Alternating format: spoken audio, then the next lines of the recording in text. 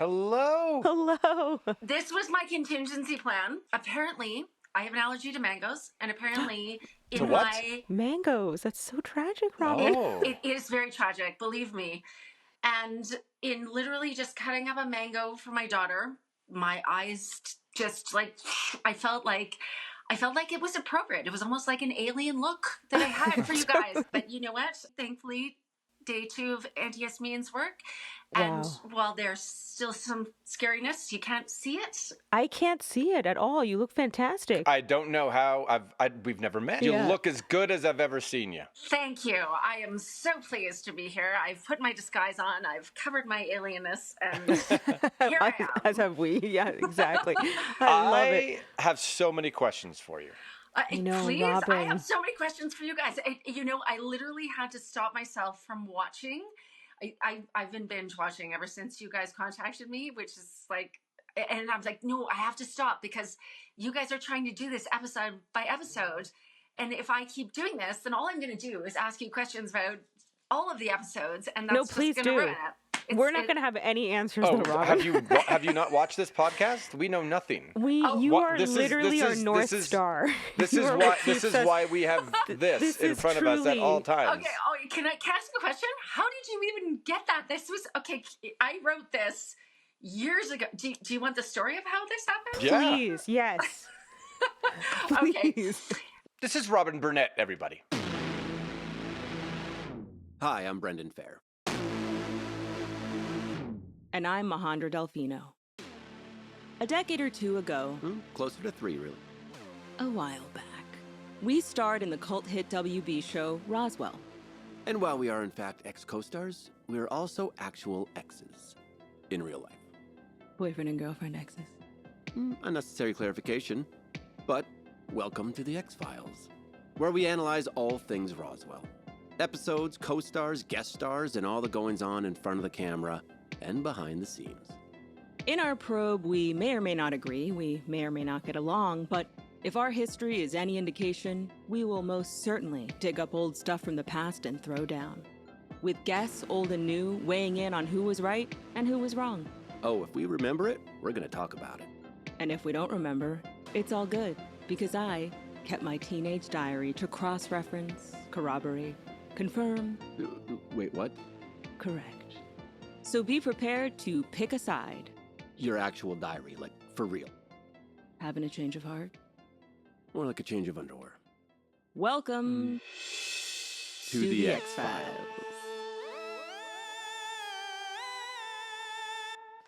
This is Robyn Burnett, everybody. Yes. This is who we're talking to. So I was working with ECW Press on a book with a breast cancer survivor at the time. And the editor I was working with, who's also an author, she is Nikki Stafford, who writes all of the Buffy the Vampire Slayer books, guides, right? She's amazing. If you've never read or you have any interest in Buffy, she's very, very well known in the sci-fi community. And we were sitting down and talking about shows, and she was telling me I had to watch Buffy. And I was like, yeah, you know what? I'm in love with this show, Roswell. And I said, I'd love to do what you're doing, what you've done right. with these episode books and everything else. And she, bless her, championed me to do this for the house, a publishing house, which is like a Toronto independent publishing house. And oh my gosh, it was so amazing because suddenly I was like, oh, this is so great. I get to do this. But I was like, oh, how do I get a hold of all the episodes? Because literally, this is not a time where you've got all the DVDs that are released. Like, I had to go. So what year are we talking? Like, just after? Are we talking? Well, it was published in 2002. Okay. So it would have been. No. Small child. Go away. Sorry, I'm apologizing for the chihuahua. I love that it's a chihuahua. Everybody should apologize for a chihuahua. They should, in all honesty. I agree with that. Yeah, so I don't know, it was at least taken me just half a year. It would have been 2001. Okay. But what it meant was that I had to somehow get a hold of the episodes to watch them. Right. And I'm like, it's because there's a lot of analysis that goes into them, because I was obviously trying to channel Nikki, who is brilliant and does this massive analysis. So I was like, okay, I've got to do this. So I literally went on to, and I just noticed it's actually online again, crashdown.com. I don't know if you've been on crashdown.com. They were amazing. They were like the lifesaver place. It was a huge fan forum. Does this mean anything to you? Oh, totally. Yeah, I was a moderator on it. I was Spider-Man. Yeah. Oh, crashdown.com. Yeah. So I went on there and I just did a call out Mercy, please, I need these. I'm writing this book. I need episodes. And I can't say who, because I honestly don't remember, but there were a few fans who came out and said, yes, I've got all these recorded on VHS,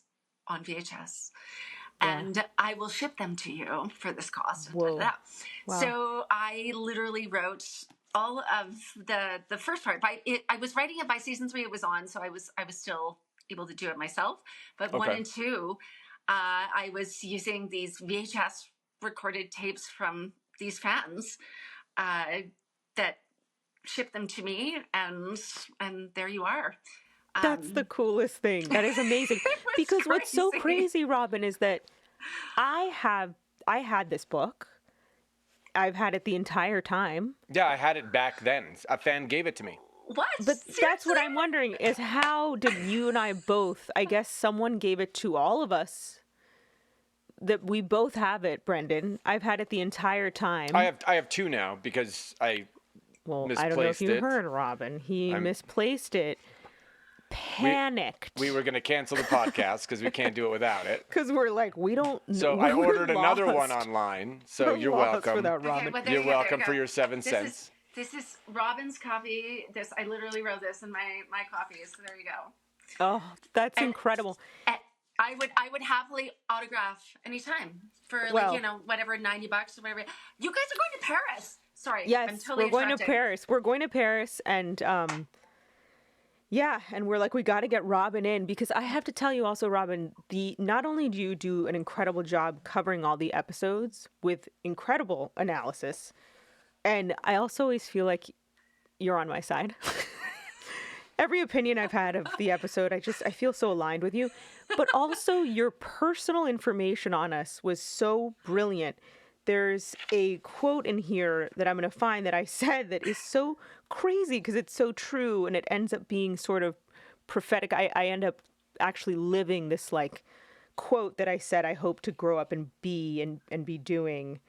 Which it says, probably married and with doggies and not leaving the house because I just want to spend time with my husband and dogs. I think dogs has now been substituted by children, but it's just... And cats. And cats. And cats. But it's just so wild. There's just so much great stuff in here that has been, priceless for this entire time, for decades. Oh, look at that little doggy. There's a chihuahua. There you go. Oh, there you go. Is that a puppy? She's a year and a half. She's adorable. Aww. Brendan, I can't believe you didn't look at this chihuahua. She's very cute. Look at her. And I'm reading Robyn's book too. Just my to the goodness. point. What's her name? We named the dog Indiana. Indiana. Just take that movie quote. Did you get the movie quote? No. We named the dog Indiana. No, I'm so dating myself. You guys don't know Indiana Jones? I know. I was going to say, is it Indiana Jones? It's Indiana Jones. No. But Sean Connery gets angry at Indiana Jones for saying, we named the dog Indiana. Oh. See? I don't remember that, but then okay. again. My It's been a while. husband's a film professor, so this is just my life. Oh, this is probably his nightmare. He's probably like, look at these 2 ding-dongs. Don't tell him to listen to our podcast. I'm to be honest, Majandra, I'm so pleased that whatever I wrote at that time, as far as your biographies was concerned, that worked. All of it. It's so fantastic. And your flashes and your irks per episode, everything is just so bang on. It's wonderful.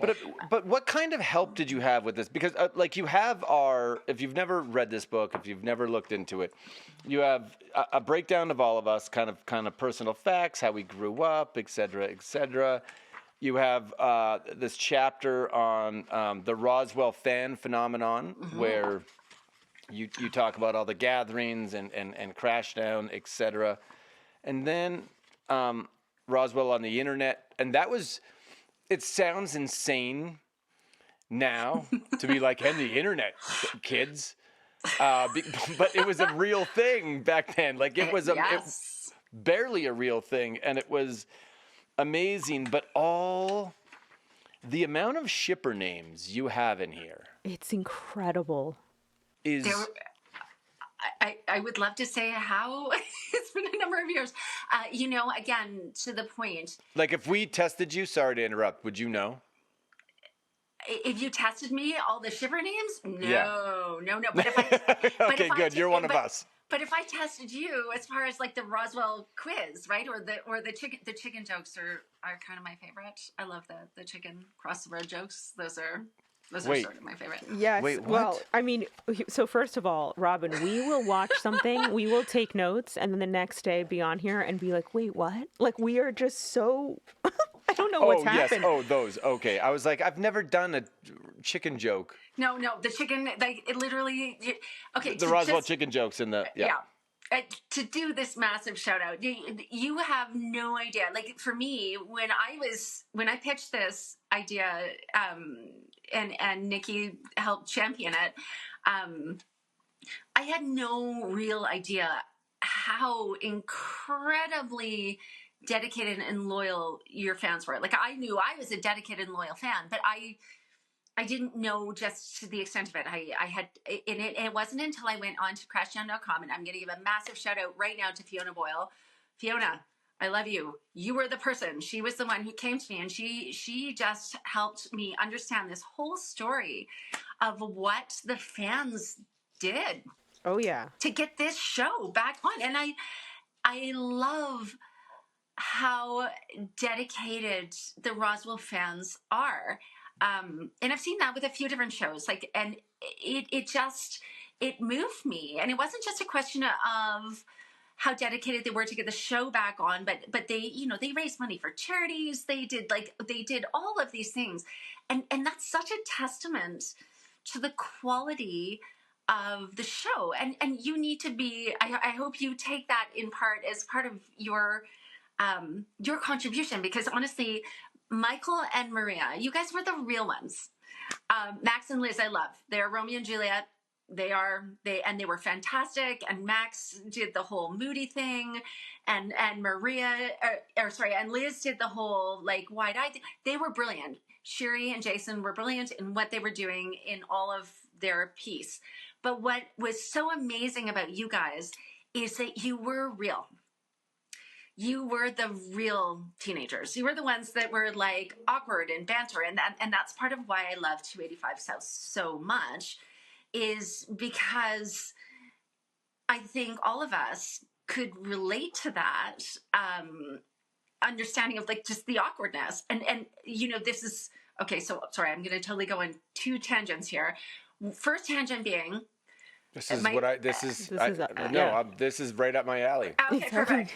First tangent being, and Majandra, and I sent this to you. So I watched this episode with my 13-year-old son, and he did a commentary on it, which was hilarious. So, you should have recorded that. I would have loved to have heard that. I did record it, and I did send it to Majandra. So you have it, just so you know. But the first thing he was like, you came in at the beginning of 285 South. He's like, who's that guy? He's dude. I love the hair. Love the hair. It was all about the hair. So you got the hair. And Majandra, why didn't Max go for the short-haired girl? Oh. The blonde. She's hot. Well, she didn't get shot.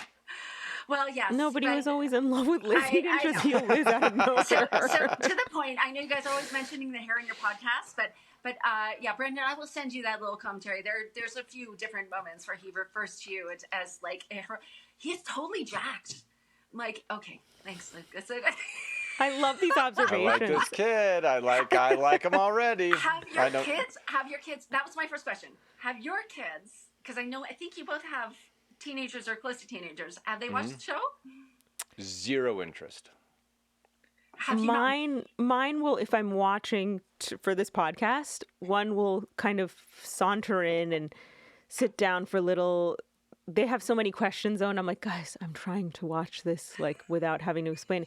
And but yeah, they I think they're interested. They just, I think for them it's weird because they know Brendan, they know Jason, like they're just like, that's Atticus's dad or what, like they have all these weird sort of like off-screen commentary.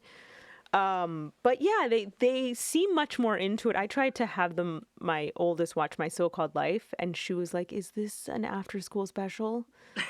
It was so slow and just like, Yeah, I want cautionary my tales. kids, like my kids, my two youngest ones, now not so much the middle one, she's growing up really fast, but they found Gilmore Girls and loved it and binge watched it and did that.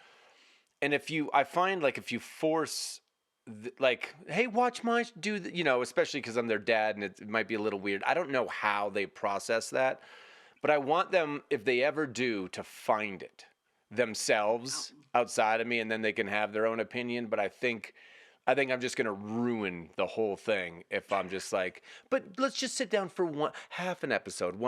It's just going to be too much pressure. It doesn't work that way. It's too desperate. It really is. It's like, I'm cool, guys. Look at how cool I was. That's what you asked to do for Father's Day. I know. I was Have like, a let's marathon. watch season 1 of Roswell. Exactly. Just binge it. What do you think of my hair? Okay, Yeah. well, Luke loved your hair, both of your hair, and he thought you were hot, Majandra. So he Oh, likes. I love that. Well, tell him I say thank you. Yeah, And maybe yeah. Max does end up with Maria at some point. That's so not okay. Oh my gosh. Well, okay. So Robyn, this is so interesting. So this was like you pitched this idea to write this book. And I mean, what a wonderful thing to get the green light and then have to just fully immerse yourself. Like, what a dream. It's funny because I was looking through it and reading and catching up on it. And again, oh my gosh, there's so much I just want to talk to you people about, but I know there's No, only please. a little bit of No, time. ask any questions. I Again, we will happily not come give you a back on satisfactory podcast answer. in any other time. Like, I know you only have limited time in there. Okay. Here's the first question, because 285 South. Yes. Now, the chemistry is there. And given your podcast is about being the X-Files, were you together when this episode started, or did you get together after this episode started personally? Because Definitely after. Wouldn't it be great if we both gave different answers, Brendan? I was just going to let her answer because I was like, I'm probably Definitely wrong. after, don't you think? Because I remember not hanging out with Brendan at all, and then that forced us to hang out, and that's right. Yes, because when is our first real kiss kind of thing is Heat Wave. Right. No, but our first kiss is when I go like, kiss me to distract me or whatever. Yes, that's later. That's our first. But I don't think you came in to that. That wasn't the trailer moment where you watched my trailer. Not at all. Heat Wave was, which is the 9th episode. This is the 6th episode of the first season. So. And I distinctly remember being in that car with you. And being like, oh, God, because I didn't take well to Brendan at first. Just so sad because he's so lovely. But our relationship at that point really lent itself to the Michael Maria dynamic of being like, we're disgusted. I don't know if that's the right word. Yeah, just for you, more like, yes. No, I would not disgusted, but I was just like, oh, God, this guy, like, he's just, it wasn't like my buddy by any stretch. It was like, oh, how are we going to handle this every day? Because it's a lot of hours in that car, even though it goes by quite quickly. And that's also the thing about calling Michael and Maria, to quote you, the real ones is, and I've said this before on the podcast, you can't have Romeo tell Juliet to shut up. Like, it doesn't work, right? Because you can't ruin where that relationship lies. And so that relationship has got to be the Max Liz has got to be held up on a pedestal of sorts. and you can break them apart. You can have miscommunication. You can have all that stuff. But that is kind of that untouchable relationship of sorts. Whereas mine and Majandra's is one where it just allows itself to be so messy, and you can almost literally say anything to each other, and people. That's fun to watch. It's fun people, you know. Well, it's real. Like, and I think that you know, again, everybody loves the fantasy romance of Romeo and Juliet, but they also love relating to the reality, and that was what was so great. Michael and Maria were so great, and again, Luke said to me, he's like, "Were they together when they did this?" I'm like, "No, I don't think so. I think they got together afterwards." And I'm like, I will ask. So that was Luke's question. He wanted to know. I love it. Yeah. He wanted to know that. It was definitely after. Yeah, I could sense. I can kind of go with anybody, but Majandra, I could sense, really did not enjoy my company. But you felt that was coming across on screen? Oh, boy. No, not on screen. No. While we were filming. Oh, right. You remember. I'm so sorry, Brendan. It's so sad. Ends up being one of my favorite people. But yeah, I just found him to be so much, you know? It's too much. Sorry. I was a lot in some ways, but, for sure. But you know what? That's the best chemistry, right? Like, yeah, it's like The Notebook. But it's so funny, Robyn, because I was so upset when I found out that they were going to put us together. I was so upset. But yes, I like it. I like The Notebook as that being our guys, you were novel. amazing. You guys, you had this. It was amazing, and I love it. Oh, and yeah. you know, the other thing that I found interesting, as I've still been watching, and again, I'm not going to reference episodes because you're doing. No, you can. By the way, we're always like, wait, what episode was that? No. Say we whatever are you all want. over the place, and we don't go in order on the podcast. Okay. There's no order. There's no rating to the show. I wasn't sure if you were trying to just like do like. We don't have ratings. Discussion is about this episode, and this discussion is about this episode. No. I didn't want to interfere with other episodes. Not at all. Okay, no so such thing. Summer 47, is it Summer 47? Yeah, that one, just the way that it's always about road trips. Yes. And then, I wrote it down. Oh, look, I have a book. I followed your guide. I did this whole, You do have a book. I did. We literally read it every week. Oh, look, I have a book. No, but I see you guys write notes in your book. So I actually I wrote stuff down in a book about the episode specifically. Yeah, I wrote some real wild ones. Disturbing behavior. Again, another that's season 2. Another thing that it's all about the Michael Maria relationship on a road trip. Like it's always about you guys doing something collectively, traveling look, a road trip is never a happy place for anybody. No family has a happy place, but like vacation. Let's just start with that. It's What literally is a the metaphor happy for Michael and Maria on this journey and never arriving, always just driving to the next thing. And figuring it out, and it's always that, and it always seems to be that you guys have the best relationship moments and drama in these road trips. And I wondered about that. I'm like, yes. Yeah, what was interesting too is that, and obviously, Robyn, we all lived it. We were all alive and well back then and driving, but it was so shocking to me that they all just took to the road, not knowing who was going. They're just like 285 South in this episode. Not a Thomas guide in sight. No MapQuest printed out. Like it was The just... fact that I throw your cell phone out the window, it was probably $1,000 cell phone at that point. Yes. Like it was I mean, I know they're probably that much now for like the new I was ones. like, how much is yours? Because I can't buy a new one. No, I can't. No, mine's Yeah. gonna go. I mean, until Apple breaks it on purpose from their headquarters in upgrades. Cupertino or whatever the fuck you want to call it. Cupertino. But yeah, that Nokia just smashed to the ground. I don't know if it was a Nokia, but that was wild. And just also Liz picks up the phone and doesn't know it's going to be Kyle because there's no caller ID. There was a lot. And I actually thought, it's funny because I have a behind the scenes picture of my sister had just had her first kid, Jaden. and they came to visit. And when I was doing the scene, I believe it was on the bleachers in this episode with Max and Isabel, where I say, like, listen, you guys don't want, I'm going to go. And she says he's not going to get very far with the car. They were there on this blanket, and I have like a Polaroid of it. But for some reason, I thought I walked off the bleachers, found you in like the school parking lot, and that's where I stole your car. Because that's another episode. Actually, that's a question that I had. No, in 285 No, not that you steal my car, but I feel because I met. How many times did Shan come visit? No, and Brandon, that was actually a question I had for you.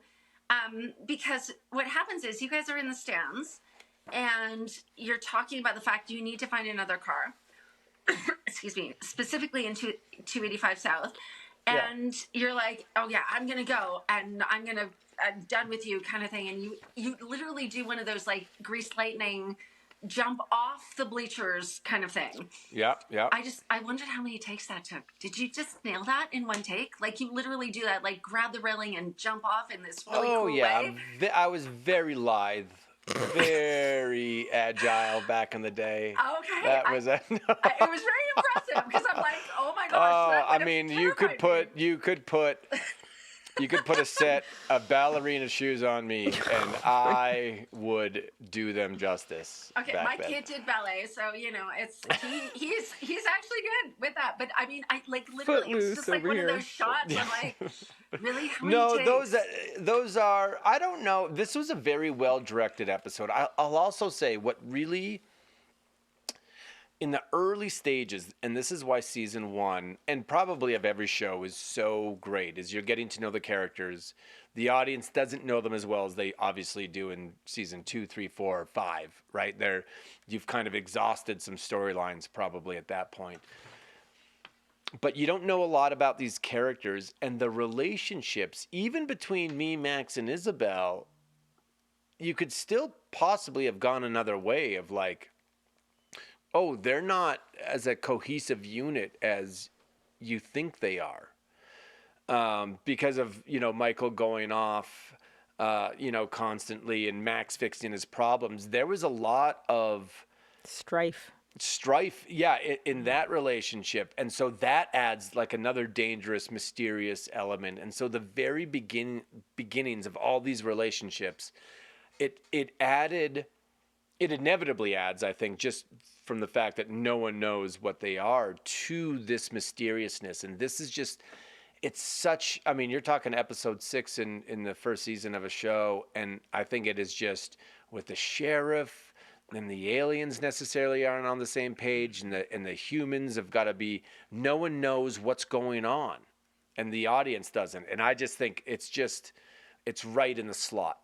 Of being so great, and it's it's part 1 of a 2-parter, which by the way, we forget every time that River Dog is next, and Brendan, River Dog is when Michael kisses Maria when she says, "I need you to calm me down" or do something. Yeah. What I find to be so interesting watching this back now is that Sheriff Valenti, it's such a heartbreaking, tender thing what he's doing, being so dogged about trying to almost like redeem his father, and that obsessiveness that he has as well. I never saw it at the time as anything but just like, oh no, this is the guy that we need to evade. But now looking back and watching, and of course Bill Sadler has all of those layers there, but it's just so touching that it's like, is this true? Am I going to avenge, my father's reputation? Unclear. Is the father dead? Does he die? He's not dead now because we just saw him in the episode that we covered. I was going to say, yeah. But what, I just feel like we needed to visit that dad more, like, why is he dead to us? And then also Liz talks to her mother, who I also feel, was she alive or was she dead? Oh no, but I actually made a note about this for you, Majandra. Who is your dad? Like, he is dead. He is in fact. No, yeah, is he dead? Because you talk. You talk about it. You say you make this mention. Yeah, he's deadbeat dad. You want him, this whole piece of your dad driving in with this limo, and he obviously abandoned you guys, but I have no recollection of ever hearing about you speak about him.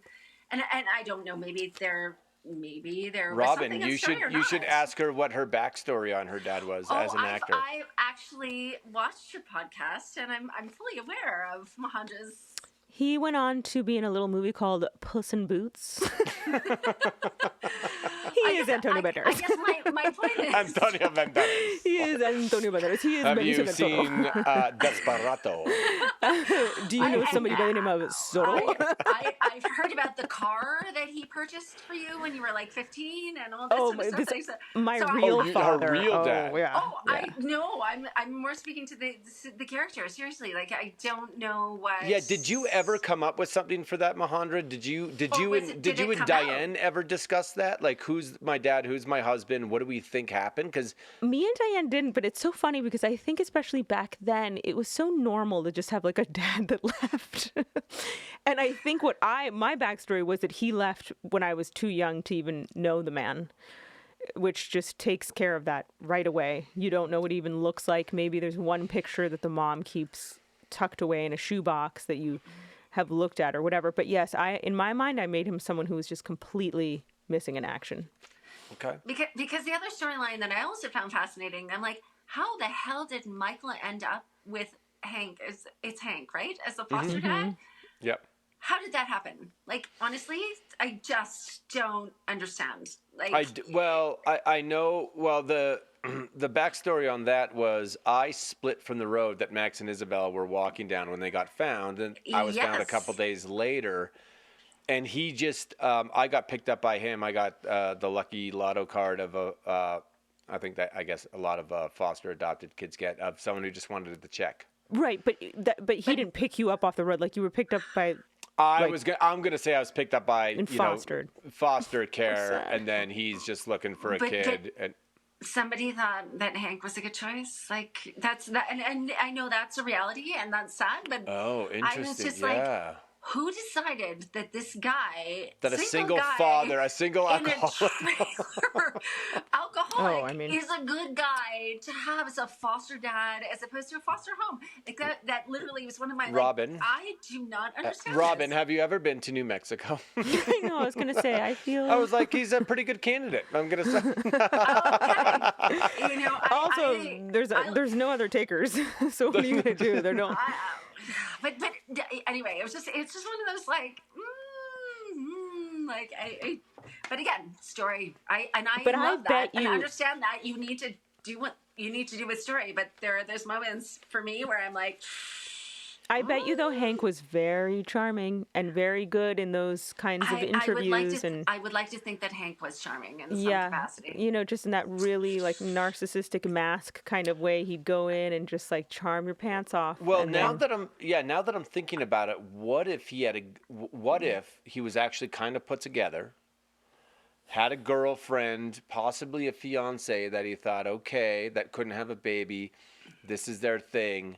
Fiance leaves, just Splitsville out of there, leaves him with Michael, and he's now the single father, which he never envisioned, and that's a spiral. Maybe the adopting of Michael sent Hank down that alcoholic path because he couldn't handle it, and it was just victim blaming. So Michael's fault. like, on my own character. Really tragic story of Hank that like we could have had as a side character like episode. Yeah. And then Hank and Valenti, when they're both miserable, could have bonded. By the way, I forget seen. his name who played Hank, which is pretty disrespectful. But I wasn't good with names anyways. I loved him. See? And I will say, I loved the fact his... Like, I get Mikey G, I get, Space Boy. I don't know if anyone calls me Garen so much in the show. But my favorite one, the one that, like, really hit me was always when he called me Mickey. For some reason, like, he wouldn't call me by my real name. And it was a writer's choice. Like, I think it was in there. I don't think it was his choice. But when he called me Mickey, for some reason, that actually, like, there's so much in that to me when someone says it in the context of like my character on that. It's really funny, kind of what it does to me. Interestingly enough. Well, it's also such a this is a problem with nicknames, but Mickey, and it's funny, nobody calls Michael, I mean, it's Michael, like, it's not Mike. No one calls me Mike. No. Yeah, Not with that hair. That would We're not starting be a good now. Mike hair. Yeah. Because No. it's funny, because some are, but like no one calls Majandra's married to a David. No one calls him Dave, as far as I know. Every single person in his life, Brendan. Wait. And they act like I'm this like pretentious, I don't know what, because I won't call him Dave. No way. He's But wait, Dave everyone to his calls him whole Dave? family, to all our friends here, and yep. Isn't that terrible? No, he's David. He's Big Wave Dave. Okay, I'll go with that. No, he's Dave. I mean, he's been Dave forever. Big I know. Dick Dave. Yeah, we know that too. Go No, with he's that. not Big Dick Dave. He's Big Dick David, I am not doing the Dave. There's no way. I've held on to for 15 years. I haven't done it, and I'm certainly not starting now. But I do love to mess with him. Like, because his father, my husband is one of 7 children. His father will be like, will yell out the door when they're all like together. He'll go, Dave? But he says it in this way like, do I know someone named Dave? But it's because like he got a call, and he's just wondering, is this child here in this zoo of a house that I have? But it always sounds like. But also, like, is there just a Dave out there? Maybe. Exactly. It's so great. No Dave? one in particular, but Dave. That's okay. Could you fuck with him psychologically if you wanted to really mess with him when you were mad or for fun, but maybe mad, and play like a diabolical game and just start calling him Dave? What would that do to him psychologically? I do it in a mean way all the time. I save it. Of course I you do. save it for like demeaning moments where I'm like, okay, Dave.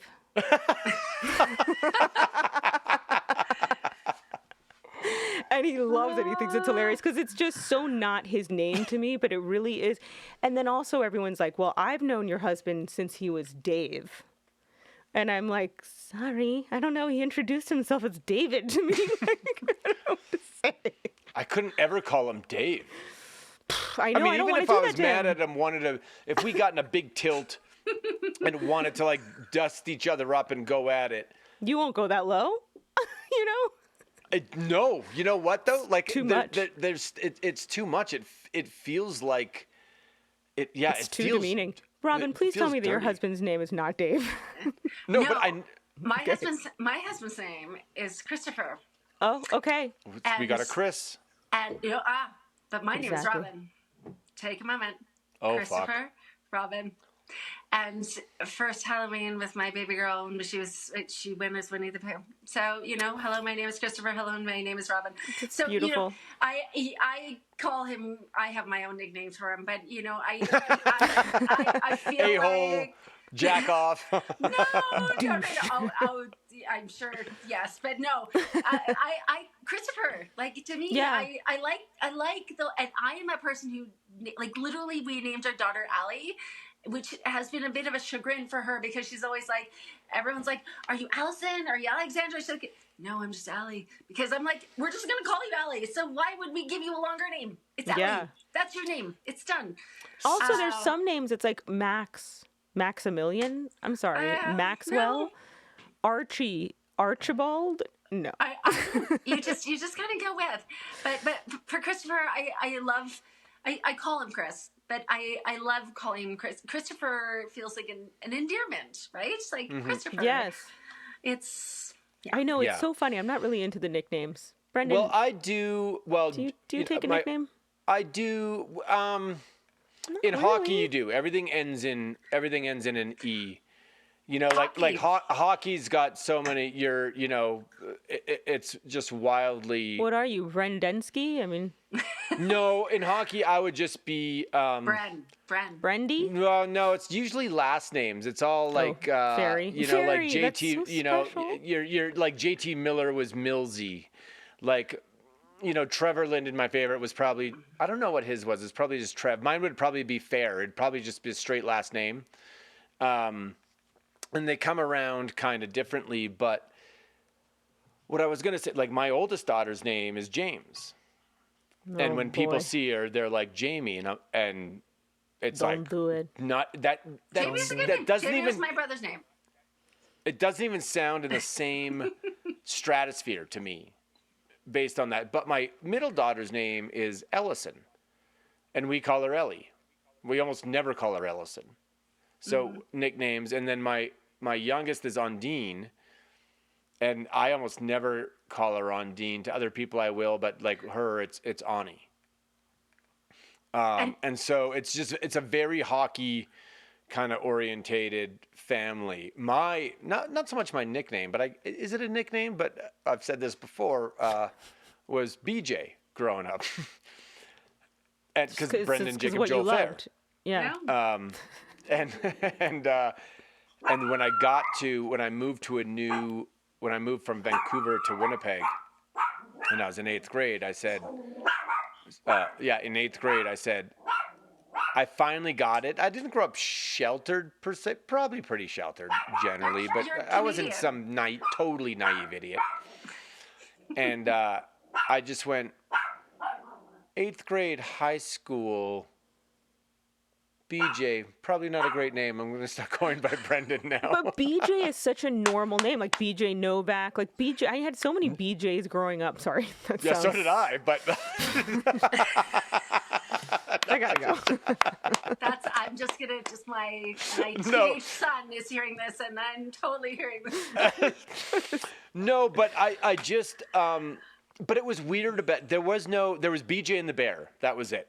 Okay. Yes. That was kind of, and I knew a bunch of. And that's Clint Eastwood. How can you be wrong? That's right. Clint Eastwood. Yeah, exactly. But there was just But I'm new, right? I'm walking into a school, a brand new. Right. I understand. City, state, province school, and I'm gonna go. Hey, I'm BJ in high school, like to these new kids, and I just went. I don't want any of this kind of stuff. So that's when I became Brendan. But what's funny is when I go back to BC, everyone calls me Beej. You know, I'm Uncle Beej.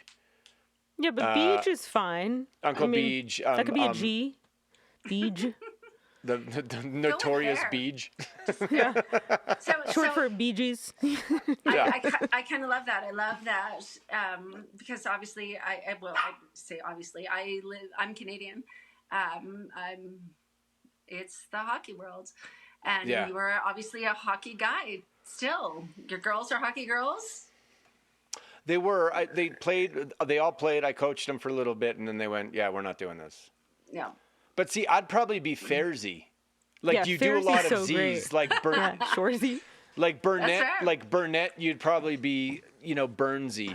No. You know What what would I mean? I be? What would I be, Brendan? It's impossible. You would probably just be Mo. People would just literally call you Yes. what they do, and they would just go like Mo, and that's all you would be in the hockey world. We need a hockey nickname like. Delfino. Just not hockey at all. Fino. No, it's hockey. Like Quinn Hughes for Vancouver Canucks is kind of a weird one, and for some reason someone called him Huggy Bear once.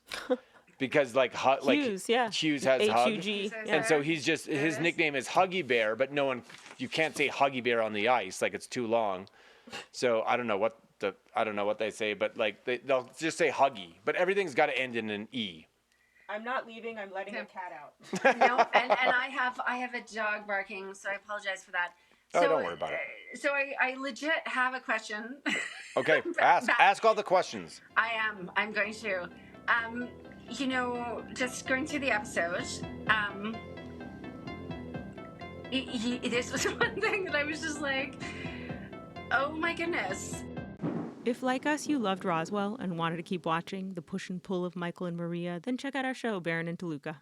A brand new story set in a familiar town in New Mexico where a familiar combustible love is still playing out, and where paranormal forces still have plans, whether you believe in them or not. Check out the first 2 episodes at www.youtube.com/@xfilespod. That's EXFILESPOD. The X-Files with Majandra Delfino. And Brendan Fehr is a production of Portholes Inc. Media. Edited and mixed by Stephen Wells. Theme music by Fred Corey.